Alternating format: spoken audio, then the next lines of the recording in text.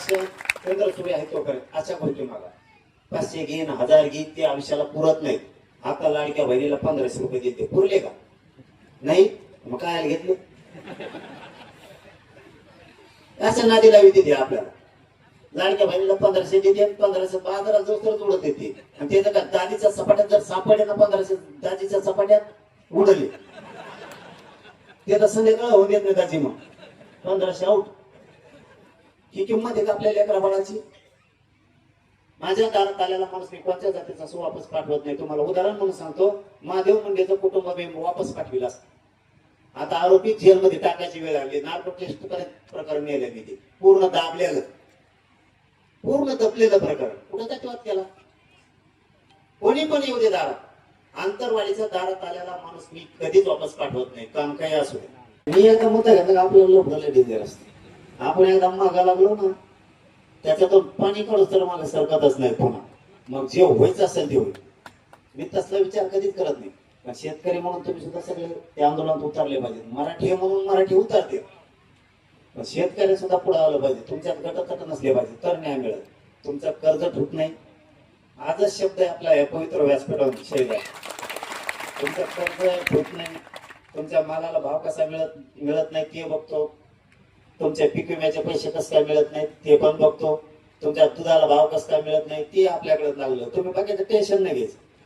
फक्त चल म्हणलं की एकदा मांडी घालून बसलं उठायचं. मुंबईत कसे मराठी एकदा नेले ना, कोणत्या डांबरीवर मराठीच होती.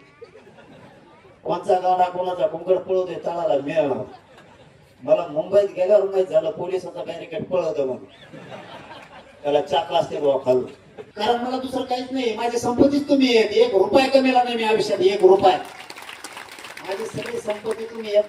माझे मायबाप तुम्ही आहेत. मी पण डावावर लागलो. माझा कुटुंब सुद्धा डावावर लागले. सगळं कधी मारून टाकते माझ्या कुटुंबाला मला माहित सुद्धा नाही. तरी मी हटत नाही. रात्र दिवस बाहेर आहे. कोणाला यायचं त्याला येऊ दे. आम्ही समर्थ आहेत मराठी लढायला तुला.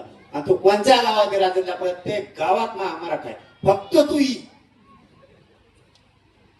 तू ये धमकी देऊ नको. याव करणार आहे त्याव करणार आहे काय करणार आहे. काल कोणतरी धमकी दिलेली कळाली मला सकाळी. काहीतरी म्हणलं होतं काय म्हणलं रे कोणतरी काल का परवा कोणतरी म्हणलं ना, ते धन्याचं कोणीतरी फड ते खरकट्याचं कोणीतरी आलं पुढं ते मला भांडारा लावून मारून टाकतो. मला तो भांडार लावणार तू कुला काही लाव तू का मारायचं मला? तर गरीबाचं काम करतो. गरीबाचं काम करतो ना. गरीब लेकरं मोठे करतो. हेच कारण ना. अरे असे किती काल येते 2 वर्षात वाऱ्यासारखे ओढून गेले तर तू कोणी कुणाला लागून गेला.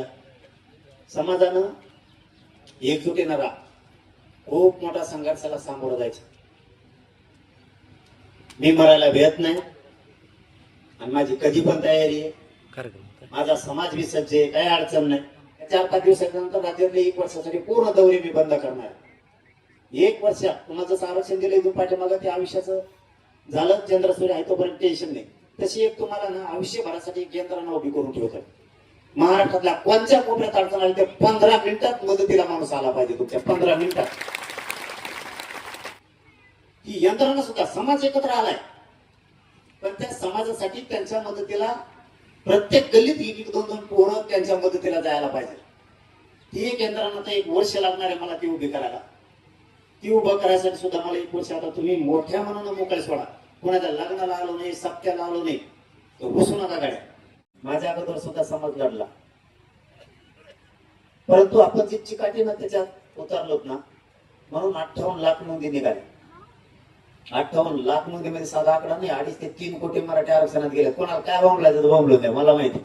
गेले हे आपले काही दुकानदार म्हणतात निघालच नाही. तुला काय सांगावं. आणि कुणी उठत नाहीच मागा लागले. रोज 2-4 दिवसाला 4-5 जण उठले का आलेच मीडिया. आणि तेवढाच आरोप आहे. दुसरा काहीच नाही. येणे त्याला आणलं त्याने त्याला गबाळ आणलं कुठं आहे. मग रोज दुसऱ्याच्या गाडीत बसवतोय मी. गबाळ आणलंय कुठं. खरं खोटं सांगत नाही तुम्हाला मी. या गाड्या मापल्या नाही बरं कामदार साहेब. मापल्या नाही गाड्या. त्या गाड्या मराठा समाजाच्या. हे जर ठरलं ना ओळखू गावात त्याला सोडून जायचं. मला रिक्षा जायला पैसे नाही. मी माझ्या आयुष्यात काही कमीच नाही, मला कमवायचं नाही, मला ह्या लेकीबाळीच्या तोंडावरती आनंद आणि हसू बघायचं यांचे, यासाठी जीवन पूर्ण करीला लावलं. लेकरा बाळाला आयुष्याचं सुख समाधान द्यायचं, त्यांना आयुष्याचं आरक्षण द्यायचं, चंद्र सूर्य आहे तोपर्यंत त्यांना टिकला पाहिजे असं द्यायचं, तात्पुरतं मागायचं नाही. एबीपी माझा, उघडा डोळे बघा नीट.